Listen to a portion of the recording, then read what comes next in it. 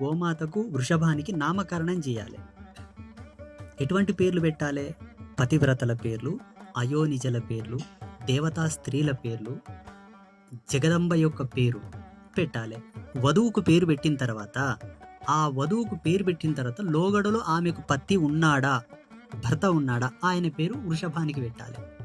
ఆ పేర్లు సెలెక్ట్ చేసుకొని అయ్యవార్లతోనుకోవాలి, బాపనోళ్ళతోనుకోయి, అయ్యా మేము గోమాత కళ్యాణం చేస్తాం, ఇది అమ్మ పేరు, ఇది అప్ప పేరు, ఒక లగ్నం రాసియండి అని చెప్పి పత్రికలు కొట్టియాలి. పత్రికలు కొట్టించి ఆ లగ్న పత్రికలు 7 పొలిమేర్లకు వంచాలి. 7 పొలిమేర్లకు వంచడానికి యాసరికి వస్తే ఒక 5 పొలిమేర్లకు వంచాలి. అక్కడికి యాసరికి వస్తే 3 పొలిమేర్లకు వంచాలి. ఇంకా ఆడికి కూడా యాసరికి వస్తే మీ ఊళ్ళోనే చేసుకోవచ్చు, అభ్యంతరం ఏం లేదు.